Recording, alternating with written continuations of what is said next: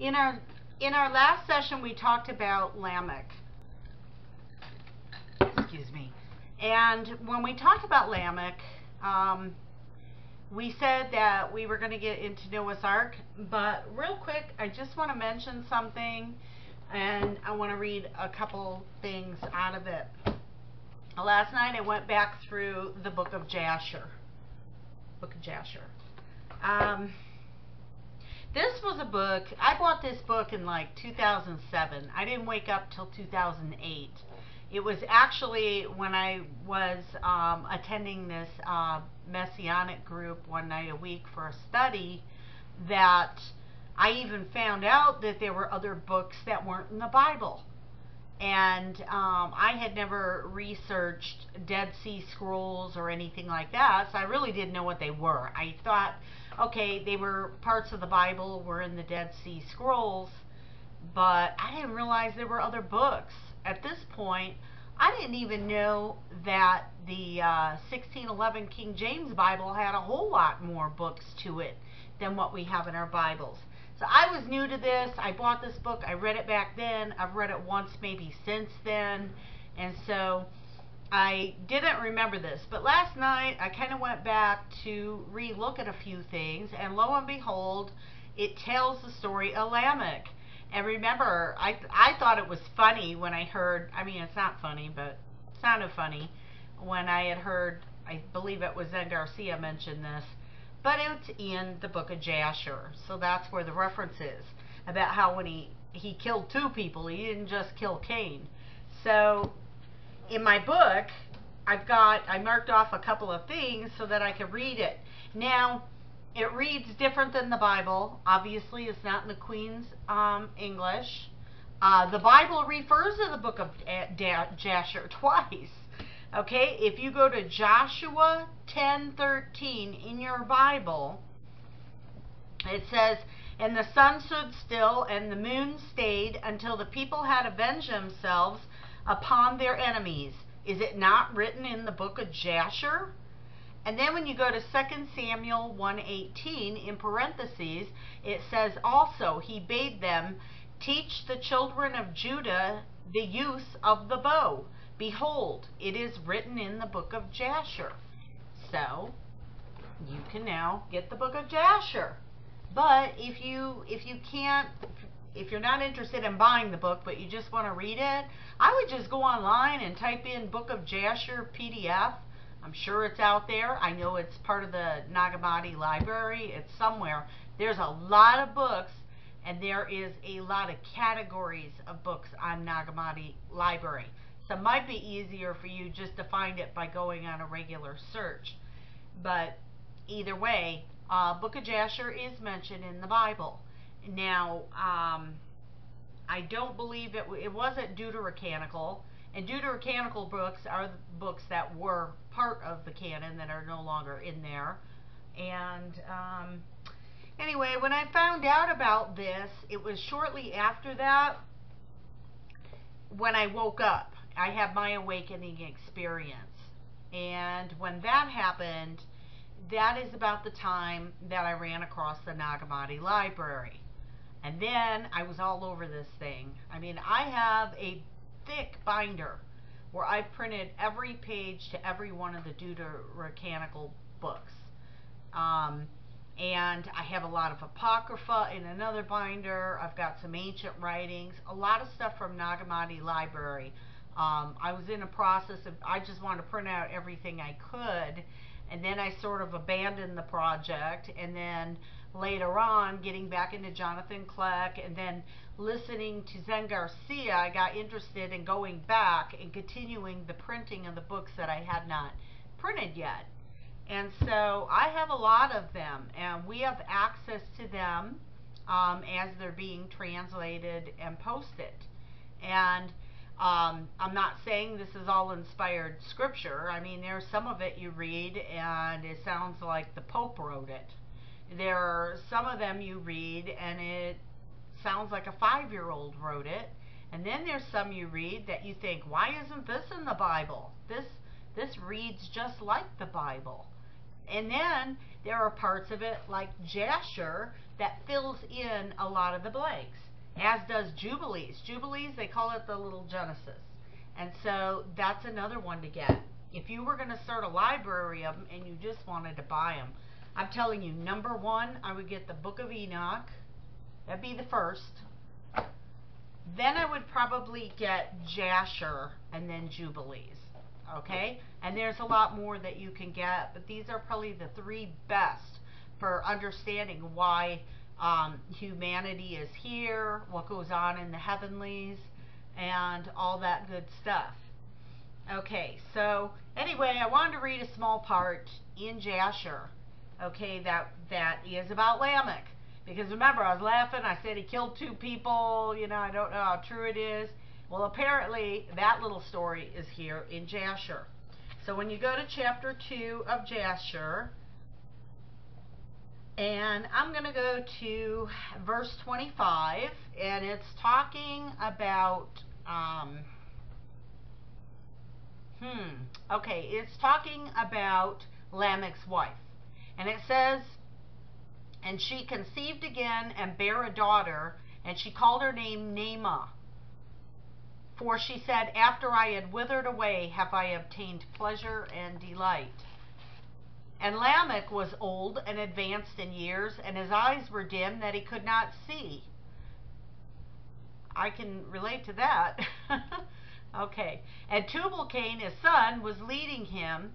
And it was one day that Lamech went into the field, and Tubal-Cain, his son, was with him.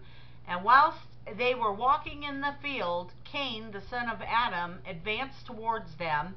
For Lamech was very old and could not see much, and Tubal-Cain, his son, was very young. And Tubal-Cain told his father to draw his bow, and with the arrows he smote Cain, who was yet far off, and he slew him, for he appeared to them to be an animal. Okay, this is where they get this from too. People believe that the mark that was put on Cain was horns, if you can believe that. Some people believe that the mark that was put on Cain was that he looked more animal-like, therefore preserving him longer. I don't know. And then, like I said, and then the other one is that it's the Tetragrammaton from the Jewish Kabbalah was the mark that was put on Cain. So I don't know, but this is where they get the idea that the mark that was on Cain was that he had horns, or he looked like an animal, some type of animal. Or I've heard people say that he was just very hairy after that. Like he grew all this hair, and that gave him an animalistic characteristic. Okay? It's all conjecture. Okay, so, at Tubal-Cain, okay, wait a minute. And the arrows entered Cain's body, although he was distant from them, and he fell to the ground and died. And the Lord requited Cain's evil according to his wickedness, which he had done to his brother Abel, according to the word of the Lord which he had spoken.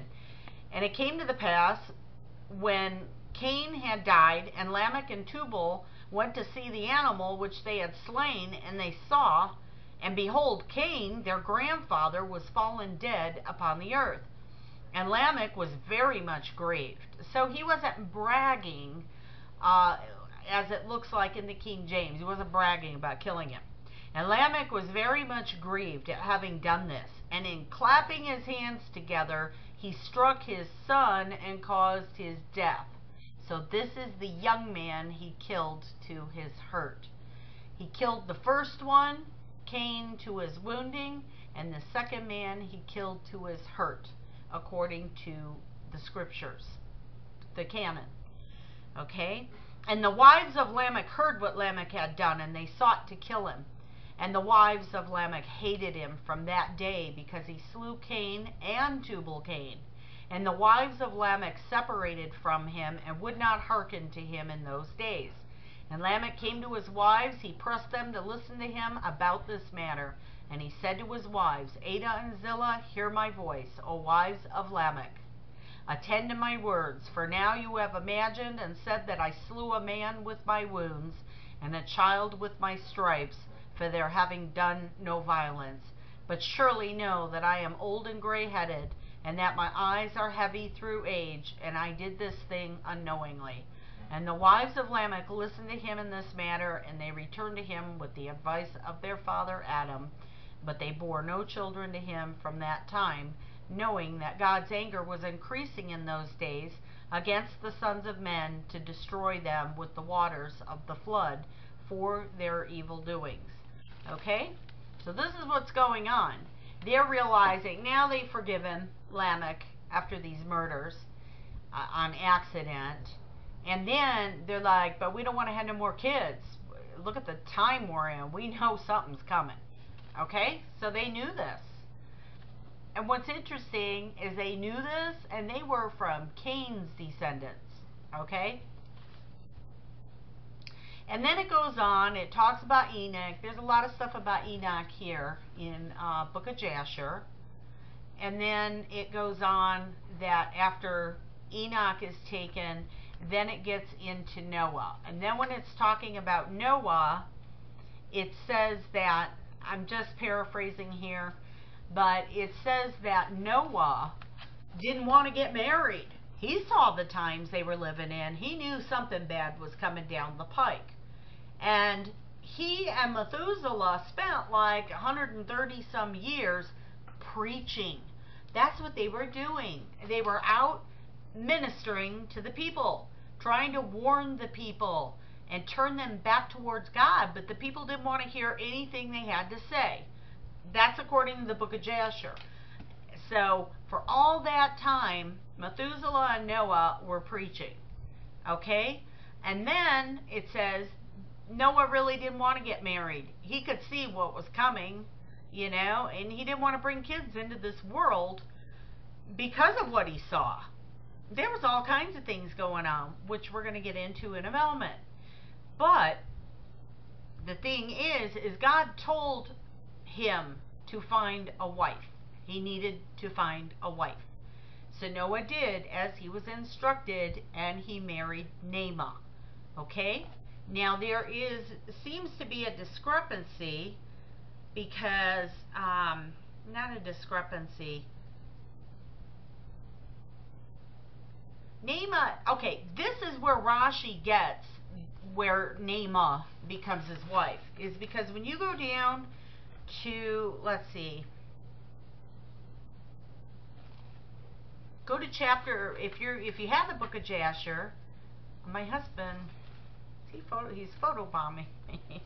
Okay, if you go to chapter 5 of the book of Jasher and you read verse 16, it says, and Noah was 498 years old when he took Naamah for a wife. But the funny thing is, I can only read that they bear 2 children. One was Shem and one was Japheth. And I looked and I kept reading and reading and reading. I don't know, it doesn't say anything about Ham. That's kind of weird. Okay, this is just in Book of Jasher though. And I'm not seeing anything about Ham. Now, it is said in commentary that they had different mothers. Now, I don't know if Noah had a wife and had Ham first, or if, I don't know. The commentary is that he had 2 separate wives, and Shem and Japheth had one mother, and Ham had another mother. And the only thing I can figure is that there's more extra biblical texts out there that have this information in it, because I don't recall reading that part. But nevertheless, Noah has 3 sons that go on the ark: Ham, Seth, and Japheth. But in here, it's only mentioning the 2. Okay. So, anyway, I just wanted to bring that to your attention because I just thought it was interesting, because he killed 2 people on accident, Lamech did, according to the book of Jasher. And it does line up with the King James, because he's mentioning 2 specific people that he killed. That's why he's saying that all of this vengeance is going to be even more on him. Look what he did. And he didn't mean to kill anybody. He's just up there in age. He probably shouldn't have been out there hunting. So, that's that on the book of Jasher. And now, let's see. Now we're going to get on to Noah. And so if you want to get into your Bible and you want to go back to the book of Genesis, we're going to read a little bit about Noah. And we're going to start in chapter 5. And we're going to go down to verse 28. And I'm going to read this part as it segues into chapter 6. And Lamech lived 182 years and begat a son. And he called his name Noah. This same shall comfort us concerning our work and toil of our hands, because of the ground which the Lord cursed. Okay, I gotta stop here. There are two Lamechs. Isn't that weird? You look at Seth's bloodline, you look at Cain's bloodline, and it's almost like they're naming each other the same names. It's almost a repeat. They're slightly different, but there's almost a repeat. A lot of it's very similar. Well, right here we got two Lamechs. And later in our Bibles, there's another Nama. So Nama is a name also that is used twice. But in this particular text, I think even within the same scripture, it is talking about two. Now, the chapter before it and then the chapter after it, they're both talking about Lamech, and they're two different Lamechs. So this one, who had Noah for a son, was not the Lamech that killed his son Tubal-Cain and killed his grandfather Cain. Okay, this is the Lamech that comes through Seth's side. And this is who Noah is born through. The serpent seed on the other side was Lamech, the other Lamech, a descendant of Cain, and we're going to refer to them as Kenites, because that's what they're called, Kenites, with a K, K-E-N-I-T-E-S. And so we're talking that Noah was the son of Lamech, the second Lamech we're talking about. But the first Lamech had a daughter named Nama, which it is believed in Judaism that it was Noah was married to Nama. So they didn't have the same dad, so don't get any ideas. Okay, Nama was Tubal-Cain's sister. Noah, he was born of a different Lamech. Okay. And Lamech lived after he begat Noah 595 years and begat sons and daughters. And all the days of Lamech were 777 years, and he died. And Noah was 500 years old, and Noah begat Shem, Ham, and Japheth. Okay? Chapter 6. And it came to pass, when men began to multiply on the face of the earth, and daughters were born unto them, that the sons of God saw the daughters of men, that they were fair, and they took them wives of all which they chose. And the Lord said, My spirit shall not always strive with men, for that he also is flesh. Here we go, serpent skin, flesh. Yet his days shall be 120 years. Lifespan shortened now. Okay? There were giants in the earth in those days, and also after that, when the sons of God came in unto the daughters of men, and they bare children to them. The same became mighty men which were of old, men of renown. Okay, what's going on is they were called the Watchers. And the Watchers were the ones that came down. They had other functions before the Lord. Okay, they had other jobs that they were supposed to do here on the earth. But when they got to the earth, they saw that the women were beautiful. Okay, and so they started taking the earth women and having sex with them.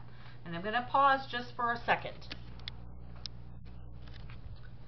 Okay, so anyway, what happened is the Watchers came down. Now, the Watchers are the Nephilim. And I've heard people argue, okay, no, the giants are the Nephilim. So I'm just going to explain this the way that I understand it. The Watchers are referred to a lot of times, even in our Bibles. The book of Daniel has 3 separate references to the Watchers. Okay? It's, I'm going to look at the notes here. It says, according to Wikipedia, it says that the term is introduced by Nebuchadnezzar, who says he saw a watcher, a holy one, come down from heaven. Okay, the watchers were angels. Okay, they were Elohim. And they have specific function. Like I said, there's all different levels of angels. They all got their own functions. And they are all individuals. Okay, there's just a whole hierarchy of angels. And they all carry out a certain function. Okay? So what we're seeing here is that they're introduced in Book of Daniel. They're also in the books of Enoch. Book of Enoch talks a lot about it, but there are 3 available books of Enoch that you can get as well. He talks a lot about the Watchers. What happened is when they committed this sin, according to the Book of Enoch, and he goes through and he names the names of the Watchers. And there were supposed to be like 200 of them that came down and mated with the earth women. Okay? Now understand this. This is not human, and then they're producing a race of giants. I've heard too many churches try to explain that away. Oh, you know, it's just the children of God that are mixing with the Kenites. No, no, no. What happened is these watchers were sent here for specific purposes. They were here to teach man some things, you know. And instead, when they came down and they saw these earth women, they just lusted after them. And so they fell. And this was a big deal because they should have already known what happened to a third of the angels already when Lucifer led the rebellion against the Most High. I mean, here we are, ta-da! And here's the thing, but they left their first estate because they wanted to be with the earth women. And this is where I'm going to get into a couple of things and explain it, and then I'm going to explain how the flood affected that. Okay? First of all, though, you have the Watchers. They come down, they start mating with earth women. You have spirit, you have flesh, and they are mating. Okay? Which is creating mutations. And there were races of giants, and I got news for you. It was not just the earth women that these things went after. They were going after anything that moved, animals, okay? And weird mutations were going on. I mean, you talk about every kind of debauchery under the sun, and that is what was going on here in Genesis 6.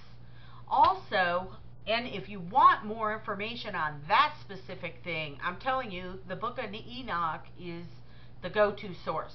Also, if you want more information on the giants, I recommend checking out stevequayle.com. Steve Quayle comes out with a whole lot of stuff on the giants and the Nephilim. That's like his topic. So, anyway, this happened, it says, we're going to read on in Genesis 6. Back to verse 4. It says, there were giants in the earth in those days, and also after that. This happened again, even after the flood. Okay, think about it. There was David and Goliath. There was the children of Israel. They get to the promised land, and it's loaded with giants. In fact, they're so tall, they said we look like grasshoppers compared to them. You know, it's believed that Goliath was about 10 foot tall, but it is believed that the giants that were in the land, the promised land, were like 30 feet tall. So that's pretty scary. So these mutations are going on because you have spirit mixing with flesh. And then it says, and also after that, when the sons of God came in unto the daughters of men, and they bare children to them, the same became mighty men which were of old, men of renown. Okay? Now, okay, real quick, let's go over to the book of Jude. Jude is the last book before Revelation. It's the second from the last book in the Bible. Okay, and let us go down.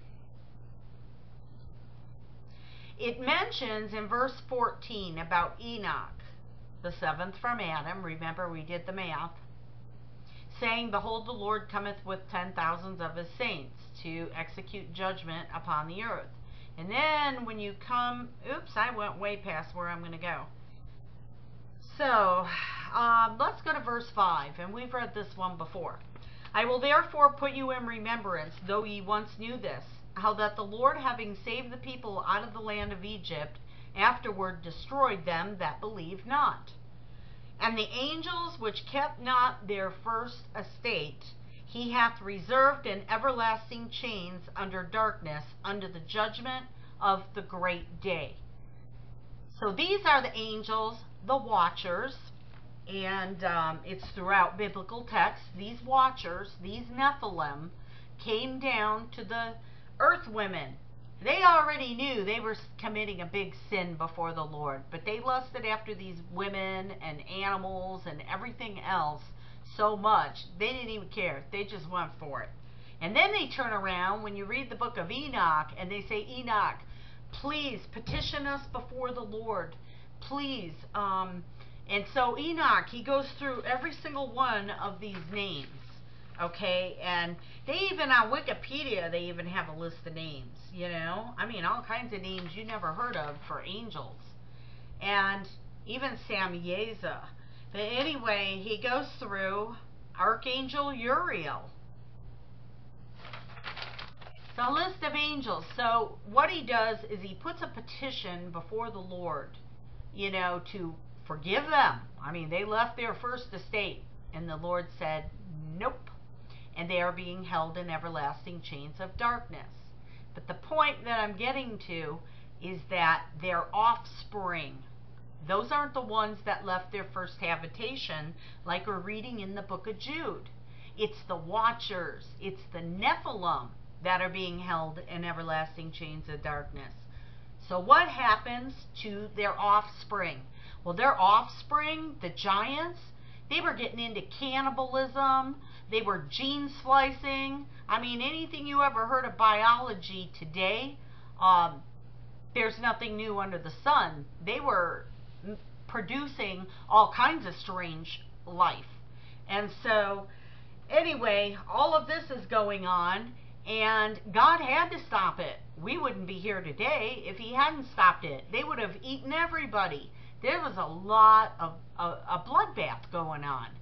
And so God sends the flood, and he's telling Noah, you know, to build an ark. We're getting to that. He tells him to build an ark because what's going to happen is the flood is going to wipe out the bodies of the Nephilim. But remember, they're not made like us. They weren't created as man. These Nephilim were part angel, part human, mixed, okay? That's what's creating all these mutations. So when the body dies, that spirit in them, the spirit center, is still alive. And so what I'm telling you is that when the flood happened, it killed off their bodies. But they became disembodied spirits. Their bodies were dead. They were not dead. And so if you're wondering where demons come from today, I'm telling you right now, that is exactly where they came from. Genesis 6. Once the bodies of the offspring of the Nephilim died in the flood, their spirits became disembodied spirits. And I'm going to tell you about that in our next segment. I'm going to tell you how that affects us today. Be blessed.